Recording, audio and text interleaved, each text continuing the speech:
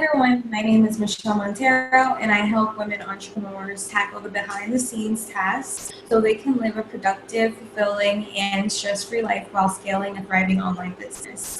So today we're going to cover Calendly, all things Calendly, how to use it. We're going to connect it to Zoom, and then we're going to connect it to PayPal in case anybody is trying to use those features to collect payment before doing any appointments with clients or potential clients. I'm going to go ahead and share my screen now. Okay, I'm back. All right, so this is the homepage for Calendly. We're going to go ahead and click on integrations to begin. So we're going to start with Zoom. Go ahead and click on Zoom. And I do suggest that you follow along with me if you can. So it's going to give you some information on Zoom. It'll basically send everybody an email when they book an appointment with you with a Zoom link already there. So you won't actually have to go back into Zoom and do all that extra stuff for yourself. So we're going to go ahead and connect that with Zoom. And then if you're already logged in, it should go through like that, apparently. Manage integration. So let's just see and make sure. All right, so once you go to manage integration, if you see your email address is listed underneath, that basically means that it's integrated. Now we're going to go back in to the home page, and I actually made a test event just to make sure that everything is working as it's supposed to. So okay, cool. So we're going to go here. It'll say location. You'll enter Zoom. Save it. And if you want to test it, just to make sure that the link is showing a Zoom meeting, we'll go ahead and test it. So it says right here that there will be a web conference with the appointment. You click and confirm the appointment to test it.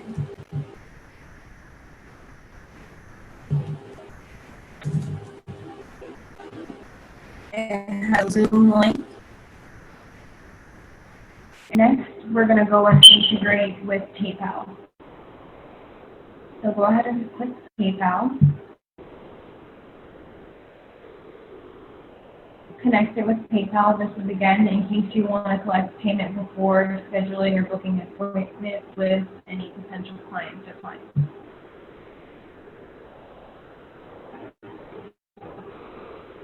Take you to this page. It says connect to PayPal account. So you're going to enter your email address in the country that you're in. Click next. And it'll give you a message saying that you've already integrated Calendly to PayPal. So we're going to go back to Calendly. And it'll display a code, basically confirming again the integration. We're going to go back and test that actual event, but first we're going to make sure that it's connected to a payment. So you're going to go down here to collect payments.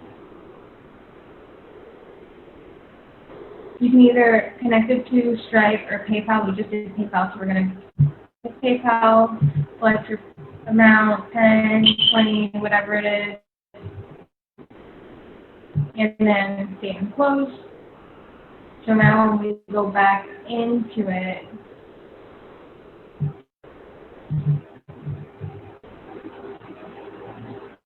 it'll tell me that I have to pay $10. So once I click and try to make the appointment to confirm it and enter my info, it'll actually ask me to put a payment through. So now we're going to go back in and actually look at how to set up a new event. So we can either set up a one-on-one or a group event. For the sake of making it easy for beginner purposes, we're going to go on to one-on-one. We click create. The first thing it asks you is to name an event. This can be very general. This is something that the person that you're sending the link to is going to see, so make it something that relates to whatever the appointment is, so like discovery call. Again, you can set up the location if you'd like. Zoom, Hangouts. I haven't tried Hangouts even though I have one, but I can do that in the future if you'd like. Just request it. through Zoom. You can set up the instructions or directions. I usually use this box to basically request that anybody who's suggesting or requesting an appointment with me to fill out a survey, which I use for research purposes. You're going to click next. You can change the colors of the event too if you want to color code it. So over here, you have the event duration. So how long is going to be the meeting? So it can be 15 minutes, 30 minutes, 45 minutes, you choose. So events can be scheduled for over 60 days. You can actually edit this. You can make it for over a date range indefinitely.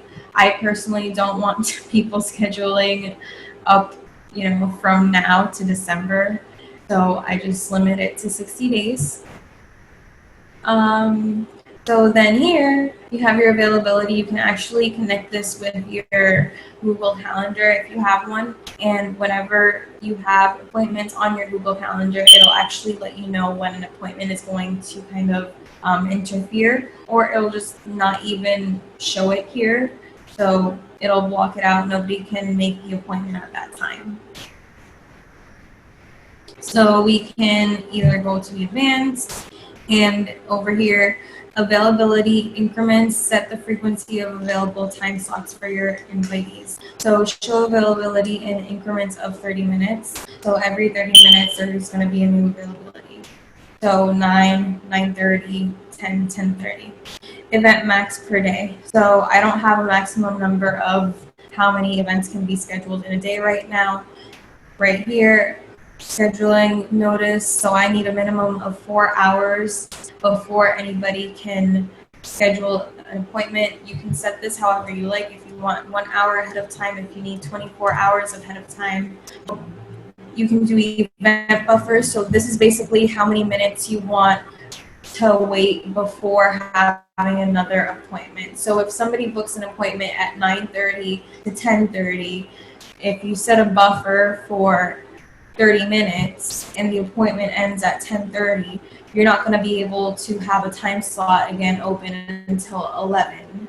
And so you have that 10:30 to 11 period, 30-minute period to prepare before the event, and you also have the option of doing the 30-minute after the event. So if you do the 30-minute after the event, it would be 30 minutes after your event finishes at 10:30, plus another 30 minutes before your next event starts. So here you can actually hide this if you have any clients already and you want them to have specific links for themselves. You can hide the event and nobody else except for the person with the link can look at the event. So then we can add invitee questions. You can ask for their name, their email. You can add questions if you'd like. So you can add the question. You can make it required or not required. You can add if you want one line, multiple lines, radio lines, etc. Phone number. Then you would select apply and save and close. Notifications and cancellation policies. So an event will be created in your calendar and your invitee will be added as an attendee. So you can personalize the message, or you can switch to email confirmations, email reminders. You can turn on email reminders for your invitee to receive a reminder email before a scheduled event. You can turn that on, and you can even personalize it. Okay, and then it'll send another reminder. All right, so you're just basically editing these reminders. So write your email reminders. Your invitees will receive a reminder before the appointment. They can receive it 24 hours before the appointment, and you can even add another 2 hours before the appointment reminder. After this, you have an email follow-up. If you want to follow up, you could actually personalize it. So you can personalize the message that your person gets after they have your meeting with you. maybe you can send it a week later by changing it here. So days, you can send it a week later if you want. I don't do that yet. And then you can do text reminders too if you have their phone number. I like to do cancellation policies. Personally, I have had experience of having a lot of cancellations in my time. So I've found it handy to kind of include or kind of require that my people pay basically to hold their spot. But in the cancellation policy, I do say that if they choose to work with me, they get the money back, so it's not like I hold their money forever. And it's actually a nice way to hold people accountable for their, appointments, because it kind of does suck when people schedule an appointment with you and you are there and they're not, and then you have somebody else that was probably really interested in that appointment.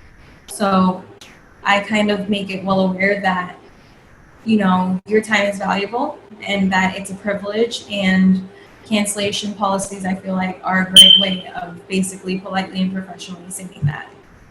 So then we go back to confirmation page.